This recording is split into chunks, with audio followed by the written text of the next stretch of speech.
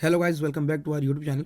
तो आज मैं फिर से लेकर के आ गया हूँ आप सभी के लिए एक शॉर्ट वीडियो, जिसमें हम बात करने वाले complete gases state for DU BHU या फिर CU CT या फिर HCU के एंट्रेंस के लिए। ओके, तो वीडियो में एंड तक बने रहेगा। एंड चैनल पे नए हैं तो चैनल को प्लीज़ सब्सक्राइब कर लेना एंड बेल आइकन को प्रेस करना, ताकि जब भी मैं कोई नई वीडियो लेकर के आऊँ तो उसकी नोटिफिकेशन जो है आपको सबसे पहले मिल जाए। तो ये वीडियो जो है सबसे पहले बता दूं बहुत ज़्यादा इंपॉर्टेंट होने वाली है, बिकॉज इससे जो है बहुत ज़्यादा एग्जामिनेशन में क्वेश्चन पूछ जाते हैं। तो सबसे पहले हम बात कर लेते हैं आइडियल गैस इक्वेशन के बारे में। तो आइडियल गैस इक्वेशन आप सभी ने पढ़ा है कि पी वी इक्वल टू वो होता है आपका NRT।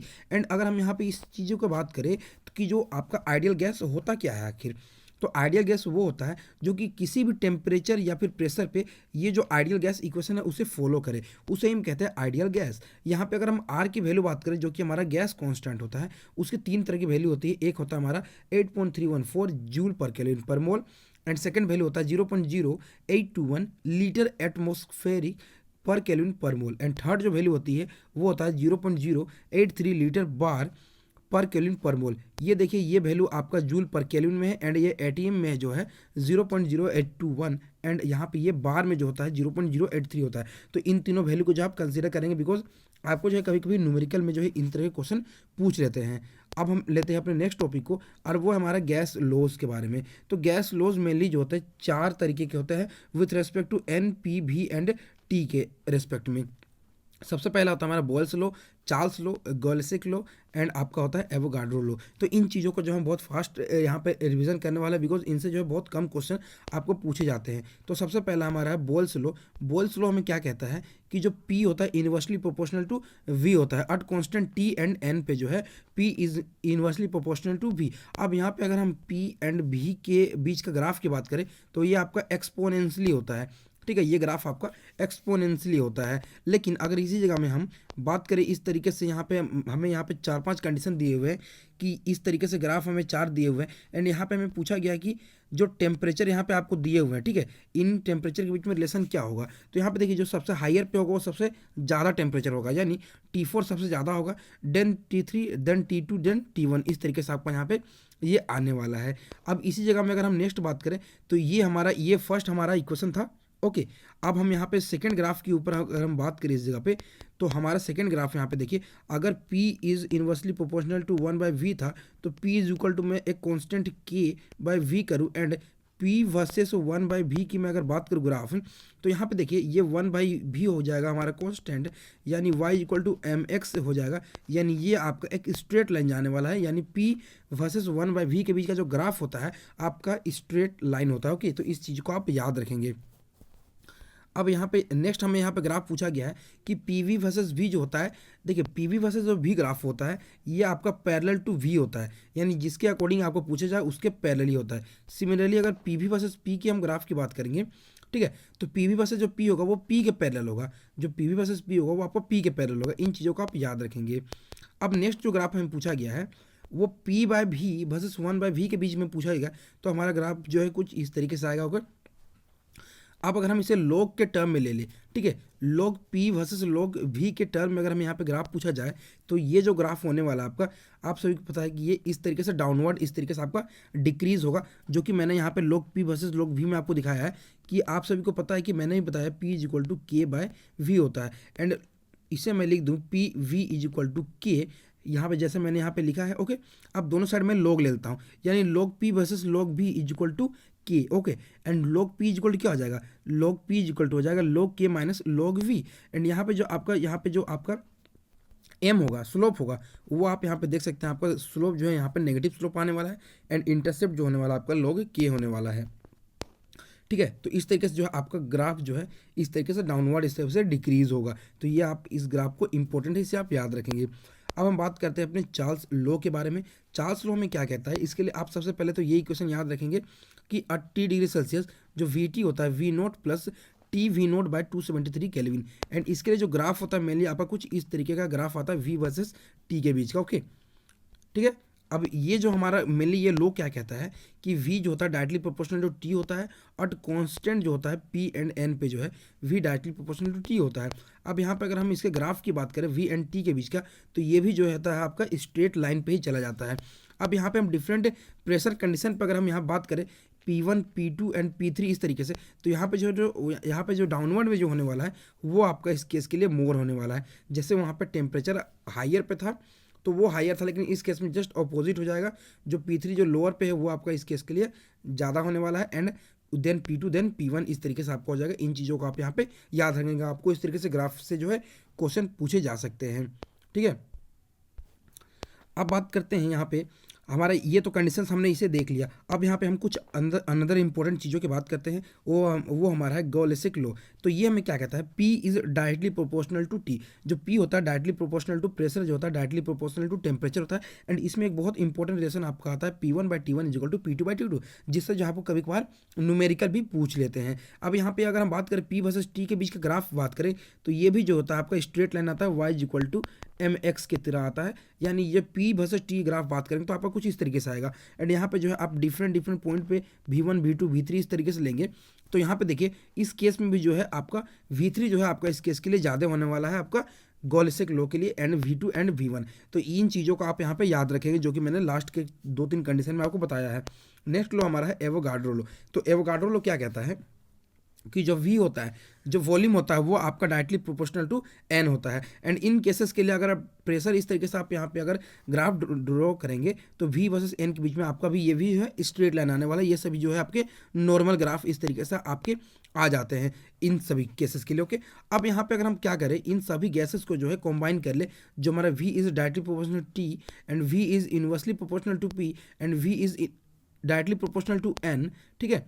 एंड हमारा और भी जो यहाँ पे इक्वेशन है उन सभी को अगर हम यहाँ पे कंबाइन कर ले तो V इज इक्वल टू क्या हो जाएगा, V इज इक्वल टू हमारा हो जाएगा nRT/P। अगर हम तीन यहाँ पे लॉस को अगर हम यहाँ पे कंबाइन कर लेते हैं तो हमारा कुछ इस तरीके से इक्वेशन आ जाएगा। एंड इसे हम लिख सकते हैं P भी इज इक्वल टू nRT, हम यहाँ पे इसे लिख सकते हैं, ठीक है। जब यहाँ पे NT कॉन्स्टेंट होगा तो हमारे यहाँ पे P1 V1 is equal to P2 V2 जो कि हमारा बॉयल्स लॉ से आता है। एंड जब यहाँ पे N एंड V कॉन्स्टेंट होगा तो P1/T2 is equal to P2/T2। And N and P जब कांस्टेंट होगा तो V1/V2 is equal to T1/T2 जो कि हमारा चार्ल्स लॉ को जो है प्रूफ करता है। तो ये जो हमारा होता है आइडियल गैस, अगर आपसे पूछा जाए किन तीन गैसेस लॉ के ये कॉम्बिनेशन होता है तो Boyle's law, Gay Lussac's law and Charles law तीनों का ये कॉम्बिनेशन होता है। अब हमारा नेक्स्ट है यहाँ पे कुछ कंडीशन जिससे जो आपको कभी कभार वॉल्यूम के इक्वेशन में आपको क्वेश्चन पूछ लिया जाता है। एंड यहाँ पे क्या है STP एंड NTP, यानी standard temperature and pressure and normal temperature and pressure condition. तो standard temperature and pressure condition क्या होता है, स्टैंडर्ड टेम्परेचर पे होता है आपका 0 डिग्री सेल्सियस यानी 273 केल्विन। प्रेशर होता है आपका 1 एटमॉस्फेरिक। एंड जो वॉल्यूम होता है आपका मोलर वॉल्यूम होता है 22.4। एंड यहाँ पे जो है अगर हम इस केस के लिए बात करें NTP के लिए तो यहाँ पे आपका टेम्परेचर 25 डिग्री सेल्सियस होता है यानी 298 केल्विन। एंड प्रेशर जो होता है हम इसे बार के टर्म में लिखते हैं। एंड मोलर वॉल्यूम होता है आपका 24.8, या इसे हम ऑल्सो कोल्ड हम कहते हैं SATP यानी standard ambient temperature and pressure, okay. तो इन चीज़ों को, इन दोनों पॉइंट को जो है आप याद रखेंगे। ये दोनों पॉइंट जो है आप सभी के लिए बहुत ज़्यादा इंपॉर्टेंट होने वाले हैं। नेक्स्ट हमारा क्या है, कॉम्बाइंड इक्वेशन। अगर सारे इक्वेशन अगर कॉम्बाइन करें तो ये भी आपका एक रिलेशन आता है P1 V1/T1 is equal to P2 V2/T2। इससे जो आपको बहुत सारे न्यूमेरिकल जो है कभी कभार पूछ लेते हैं। अब नेक्स्ट क्या है हमारा डाल्टन्स लॉ। डाल्टन्स लॉ क्या कहता है, इस तरीके से एक बॉक्स है एंड वहाँ पे बहुत सारे ABCD इस तरीके से मॉलिक्यूल प्रेजेंट है। एंड उसके जो टोटल प्रेशर होंगे वो आपके क्या होंगे, equal to sum of all the pressures जो होंगे उसके इक्वल होंगे। यानी जो P होगा is equal to PA plus PB plus PC plus PD इस तरीके से आपका चला जाएगा। एंड यहाँ पे अगर हम PA की बात करें तो ये आपका XA into P, PB is equal to XB into P and PC is equal to XC into C के इक्वल होता है, ओके। एंड X क्या होता है, यहाँ पे मोल फ्रैक्शन होता है। यानी अगर आप मोल्स फ्रैक्शन यहाँ पे अगर कैलकुलेट करेंगे तो नॉर्मली NA/NA प्लस NB से आप इस फॉर्मूले से जो है इसे कैलकुलेट कर सकते हैं। सिमिलरली NB के लिए जो कैलकुलेट करना होगा तो NB/NA प्लस NB इससे जो आप कैलकुलेट कर सकते हैं। एंड अगर आप यहाँ पे कंप्लीट इक्वेशन लिखेंगे तो P इज इक्वल टू क्या हो जाएगा, XAP, बिकॉज PA का वैल्यू जो है XA इंटू P और P जो है हमारा टोटल प्रेशर है इस केस के लिए। तो इस तरीके से जो आप इस तरीके से इस फॉर्म में आप इसे लिख सकते हैं। एंड यहाँ पे एक नेक्स्ट मोस्ट इंपॉर्टेंट चीज़ हमारे यहाँ पे है और वो क्या है, आप सभी को पता है कि मैंने तभी बताया अभी आपको कि PV इज इक्वल टू जो है आपका nRT होता है, ओके। एंड जो N होता है वो आपका क्या होता है, N जो होता है आपका weight by molecular wait, W/M इस तरीके से हम लिख सकते हैं जो कि मैंने यहाँ पे आपको शो किया है। अब इस M को मैं राइट साइड में ले आता हूँ एंड वॉल्यूम को मैं यहाँ पे नीचे ले आता हूँ। यानी P इंटू एम मैंने कर दिया इधर, एंड W बाई भी मैंने यहाँ पे नीचे कर दिया, यानी P M is equal W by V into R T मैंने कर दिया। अब नॉर्मली जो है पी एम को मैंने लेफ्ट साइड रहने दिया, एंड W बाई वी यानी मास बाय वॉल्यूम को आप क्या लिखेंगे,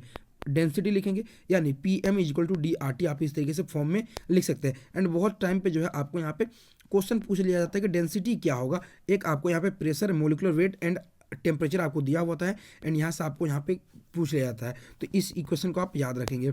अब नेक्स्ट क्या है, डिफ्यूजन एंड इफ्यूजन।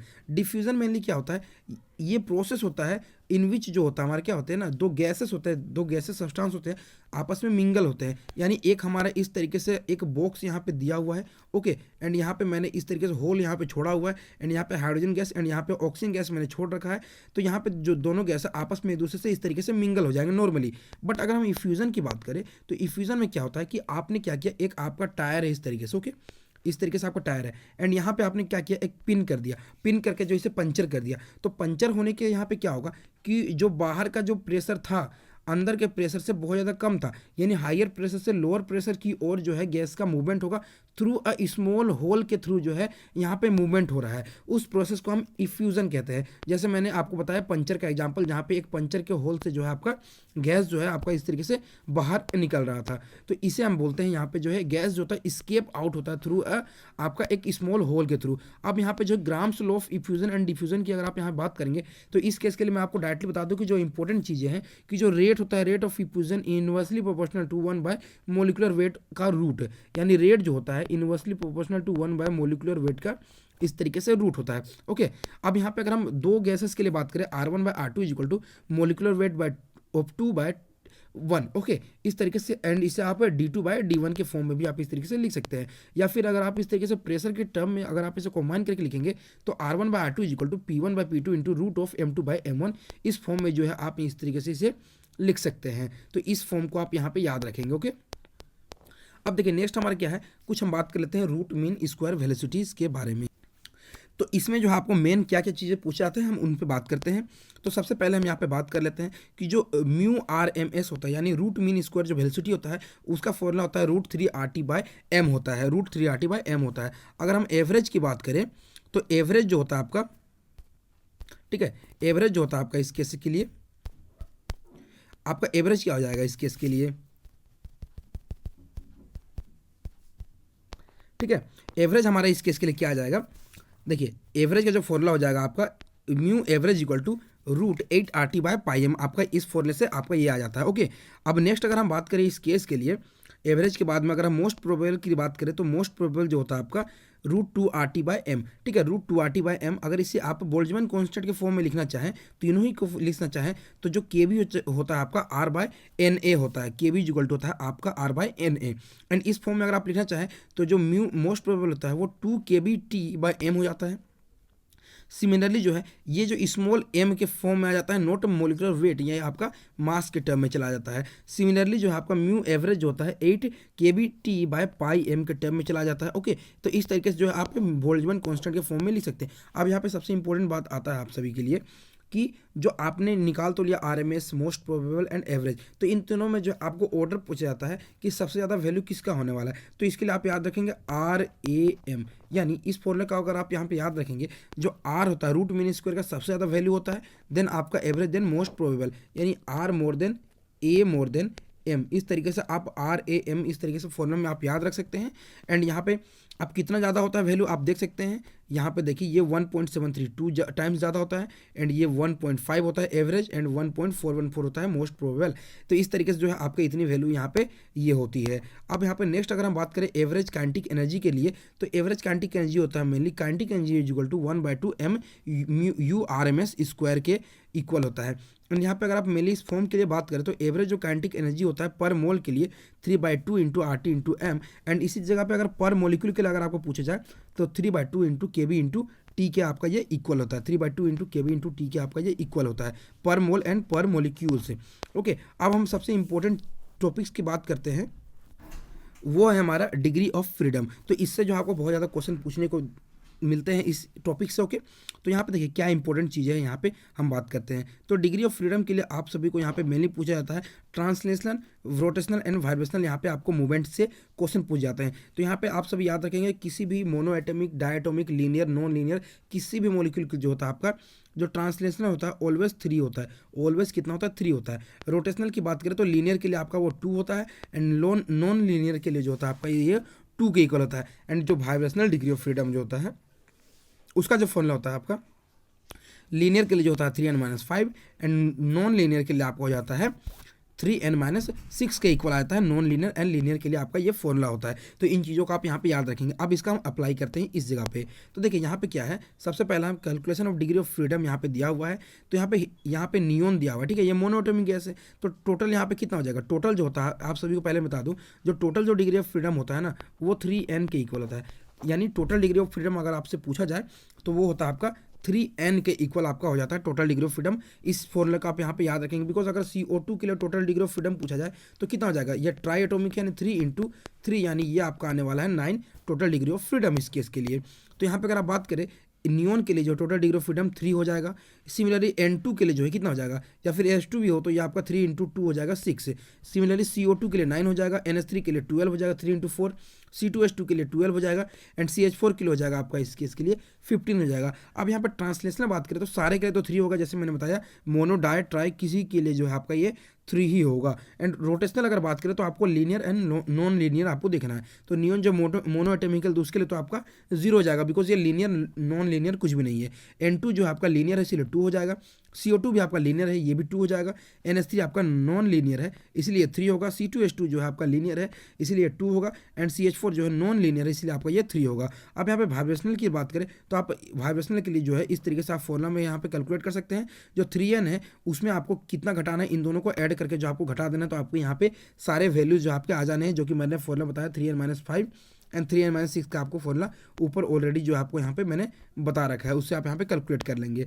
अब यहाँ पे नेक्स्ट क्या है, law of equipartition of energy. तो यहाँ पे क्या है, law of equipartition of energy क्या कहता है कि जो भी आपके मॉलिक्यूल की जो ट्रांसलेशनल, वाइब्रेशनल एंड रोटेशनल जो एनर्जी होते हैं उसको सिंपली जो आपको 1/2 RT से आपको मल्टीप्लाई कर देना है, या फिर 1/2 KB × T से मल्टीप्लाई कर देना है। इसके लिए कंडीशन क्या है कि 1/2 RT से तब मल्टीप्लाई करेंगे जब आपको पर मोल के लिए पूछा जाए, या फिर आपको यहाँ पे पर मॉलिक्यूल के लिए पूछा जाए तो 1/2 × KB × T।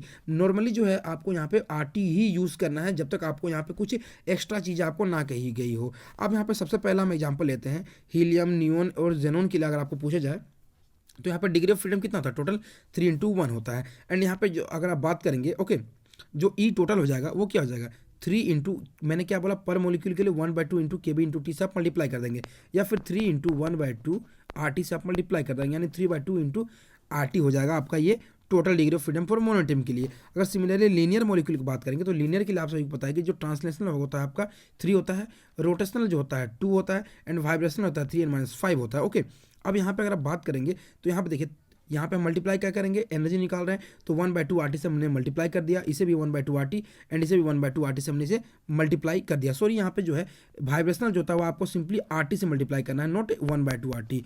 जो वाइब्रेशनल है उसे आपको सिर्फ RT से मल्टीप्लाई करना है। ओके, सिर्फ और सिर्फ RT से आपको यहाँ पे मल्टीप्लाई करना है, यहाँ पे 1/2 RT नहीं होगा। अब यहाँ पे देखिए, यहाँ पे 3 × 1/2 RT से हमारा हो गया 2 × 1/2 RT, एंड ये 3n-5 यहाँ पे आपका ये फॉर्मूला मेनली आपका आ जाएगा। तो यहाँ पे अगर सबसे फर्स्ट एग्जाम्पल अगर आप देखेंगे पर मॉलिक्यूल के लिए अगर हम यहाँ पे कैलकुलेट करेंगे तो ये कितना हो जाएगा, CO2 आपका लीनियर मॉलिक्यूल है तो ट्रांसलेशनल हो जाएगा 3 × 1/2 KB × T, एंड लीनियर है तो वाइब्रेशनल जो हो जाएगा, रोटेशनल जो हो जाएगा आपका 2 हो जाएगा × 1/2 KB × T, एंड यहाँ पे जो है आपका 3n माइनस ये लीनियर इसीलिए 5, यानी 3 × 3 - 5 यानी कितना आ जाएगा 4, एंड 4 का आप कितने से मल्टीप्लाई करेंगे, KB × T से आप सिंपली यहाँ पे मल्टीप्लाई कर देंगे। तो आपका जो ओवरऑल जो वैल्यू आ जाएगा इस तरीके से सब सम करेंगे तो 6.5 × KB × T, एंड जब इसे आप पर मोल के लिए लिखेंगे तो ये RT के फॉर्म में लिखेंगे तो ये भी आपका यहाँ पे आंसर आ जाएगा। यहाँ पे सिमिलरली अगर नेक्स्ट एग्जाम्पल ले नॉन लीनियर के लिए तो ये आपका कितना हो जाएगा 3 × 1/2 KT, या फिर KB × T, 3 × नॉन लीनियर के लिए आपको पता है रोटेशनल जो होता है 3 होता है तो 3 × 1/2 KT एंड 3n-6 × KT आपका ये फॉर्मूला हो जाता है। यहाँ सबसे बेस्ट एग्जांपल जो हमारा है वो है H2O मॉलिक्यूल। क्या हमारा H2O मॉलिक्यूल, यहाँ पे अगर आप देखेंगे तो 3 × 1/2 KT फिर से 3 × 1/2 × KT एंड यहाँ पे 3n-6 हो जाएगा, यानी 3 × वाटर 3-6 यानी 9-6 कितना हो जाएगा 3 आने वाला है आपका यहाँ पे, तो 3 KT हो जाएगा एंड यहाँ पे पर जो है आपका यहाँ पे 6 KT आ जाएगा। यहाँ पे इसे हम RT के फॉर्म में लिखेंगे तो यहाँ पे आपका जो है पर मोलिक्यूल आ जाएगा, ठीक है। RT के फॉर्म में पर मोल एंड KT के फॉर्म में पर मोलिक्यूल के लिए आपका यहाँ पे ये आ जाने वाला है। अब हम बात करने वाले कॉम्प्रेसिबिलिटी फैक्टर के बारे में, ठीक है। तो कॉम्प्रेसिबिलिटी फैक्टर के बारे में अगर बात करें तो ये होता है mainly Z=VM real bye VM ideal हो जाता है एंड यहाँ पे जो VM आइडियल का जो वैल्यू होता है वो RT/P के इक्वल होता है, ओके। RT/P के इक्वल होता है बिकॉज PV होता है आपका NRT एंड यहाँ पे V की बात करें तो NRT इस तरीके से P हो जाएगा एंड इस N को हम इधर ले आएंगे, यानी V/N RT आपको हो जाएगा P, ओके। एंड V/N को ही V मोलर वॉल्यूम कहते हैं RT आपका यहाँ पे P हो जाएगा। इस तरीके से आपका ये फॉर्मूला आने वाला है। तो यहाँ पे हम सिंपली जो RT/P को हम यहाँ पे पुट कर देंगे, यहाँ पे आपका क्या आ जाएगा Z=PVM आपका RT आ जाएगा इस फॉर्मूले से।